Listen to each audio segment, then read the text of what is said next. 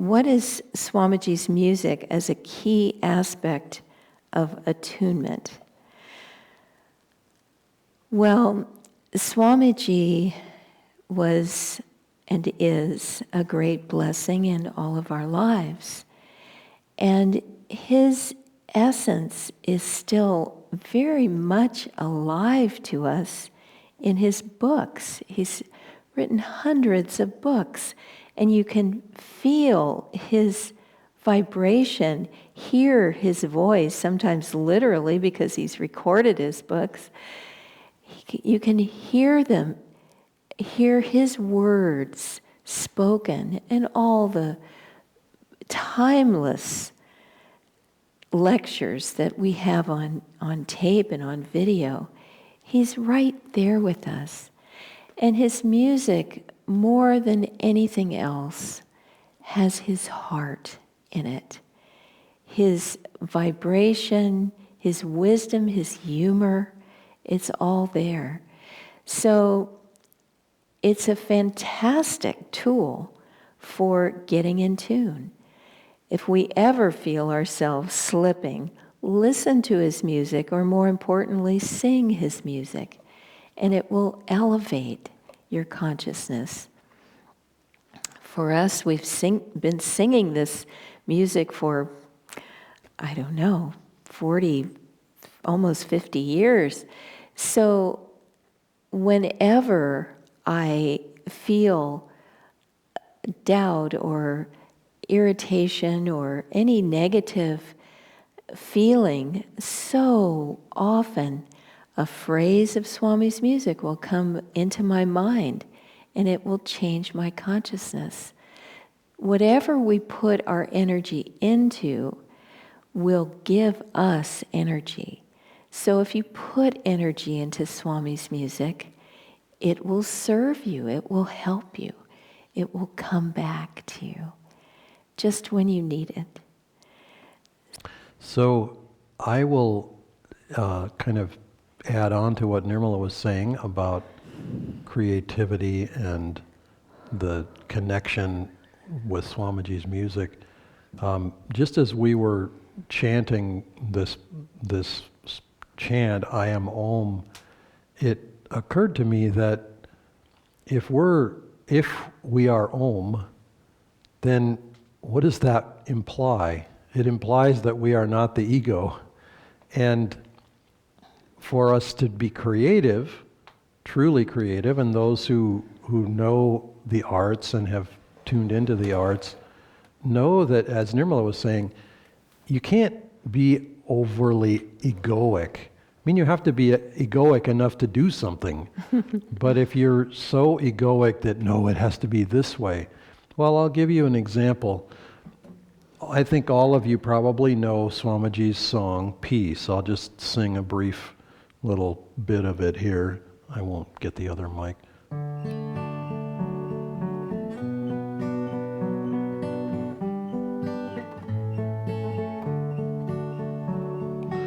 Peace gave us the mountains, peace gave us the sky.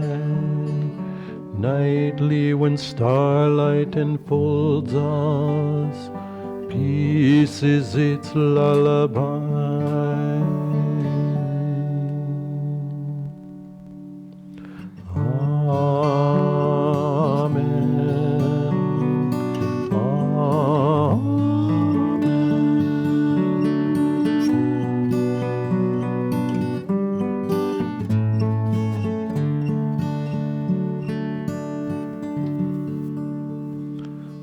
Sing the whole song, but there's a story behind that, and the story actually is contained, at least I think it's contained, in a book that Swamiji wrote, one of the very last that he wrote, called The Story Behind the Story. I think or that's what I remember. Anyway, maybe Ashish will remember. Anyway, he told the story of the songs, and this particular one was connected to a play that he was writing called The Singer and the Nightingale.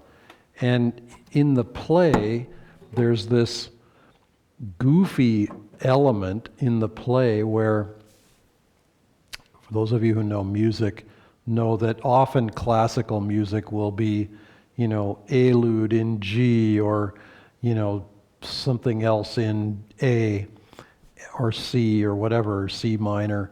And so Swamiji sort of played with that in the play. He sort of had fun with that concept, and he described a song as being melody on A instead of in A.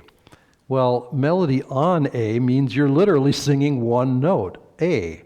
And so he just thought this was going to turn into a ridiculous song. Well, it turned into Peace, one of the deepest songs that he ever wrote. And he said he was surprised because he thought the song would turn out humorous, but it ended up going in a completely different direction. It's like the song sang itself to him, and he listened, and he heard it, and he understood it, and he gave it to us faithfully, and he changed the trajectory of the play accordingly. And that's, if you were listening carefully, I was singing one note. Peace gave us the mountains, peace gave us the sky. And it goes up, Amen. It's still the same note, it's just an octave different. And how can you have a melody on one note? It sounds ridiculous, but if you add all these other chords and all this other movement, and in the 4-part harmony version, you have 4 voices, and of course they're not all singing the same note, but still the melody is that one note. And it's sort of an amazing thing, but Swamiji was always trying to hear and listen and tune in. Master, what should it be? How can I do it better? And that gift is something that he gave to all of us as well. Now, does it mean that we should all go out and start writing music? No, not necessarily. In fact, he was actually a little bit cautious about that in particular, because there was a time in the 70s and 80s when, Swami's writing music, we'll write music too. Well, they didn't have 40 years of attunement with Master behind them, and so what they were writing often came out sounding like popular music with a few spiritual words tagged into it. And that wasn't what he was after at all. There were a few times where someone had a very deep inspiration, and Swami recognized it, and it became part of our music. There's a beautiful song called Keep Calling Him that Swami enjoyed and was very sweet. And some other ones that he kind of rewrote. The song Oh Master was written by a lady, but the words were sort of a tangle, and Swamiji rewrote the words, and those are the words that we have in the song as we sing it now. But as Nirmala was saying, it's so helpful to be in partnership with the divine, to feel that we are the hands and mouthpiece and channel through which blessing can come into the world. And so anyway, we can go on and on about that, but music, I just also want to add my 2 cents to the thought that the messages that come through Swamiji's music are so sweet, and they just come up because we've sung them so long, and they're integrated into our consciousness. Swamiji said, they just come up when we need them.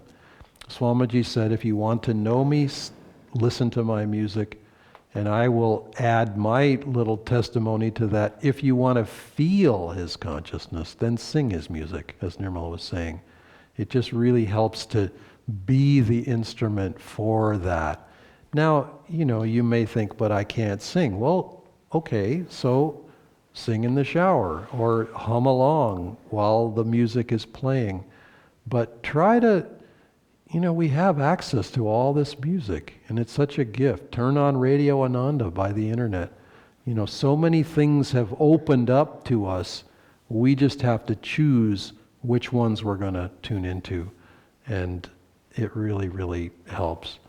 I'll also share from the days that Nirmala was talking about, when that move back from Seattle came in the mid-90s, 94, it was a big surprise for us. We were pretty well established up there. I had a business, I was doing construction work, and renovating the community, which was very much in full swing.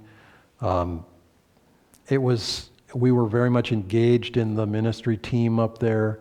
We were doing Swami's music with the singing group up there. And so suddenly moving back to Ananda Village was a big surprise. And I ended up doing construction at Ananda Village for a while, helping to build Rajasi Park and a number of other places. But then after a couple of years, Swamiji pulled me into the publication world as well. And that involved similar dynamics to what Nirmala was describing. I had to learn typesetting. I had to learn some of the graphics. Enough Photoshop to get myself in trouble, usually not enough to get me out of trouble. And it was a creative process because I also didn't know, neither of us went to school and studied graphic arts. Nirmala at least studied art in college, but I was completely new to all this. And graphics on computer were just developing in that era. Typesetting on computer was coming into its own, but by no means there yet. And you had to learn how to publish books. And learn how to publish books. And, at one point, Swamiji just kind of commanded me, learn the art of bookmaking. I was like, okay. But, he picked people who didn't know things, not because they didn't know, but because he felt that they would try and that it would be a benefit for them to learn.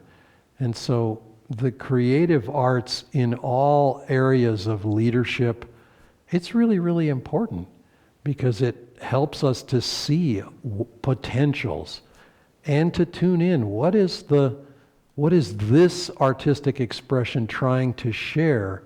And it helps us to discriminate because obviously we're confronted with a lot of art.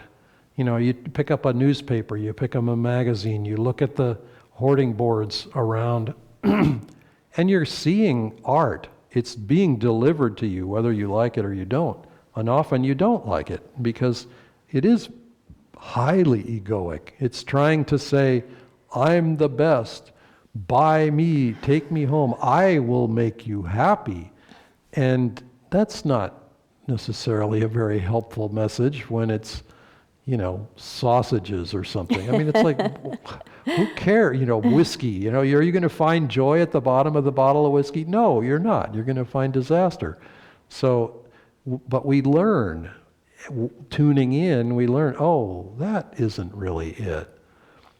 I mean, Swamiji very humorously one time walking with Nirmala and others saw this horrible, this lady with horrible hair on a hoarding board and said, Nirmala, if you were a woman, would you wear your hair like that? I was like, okay, no.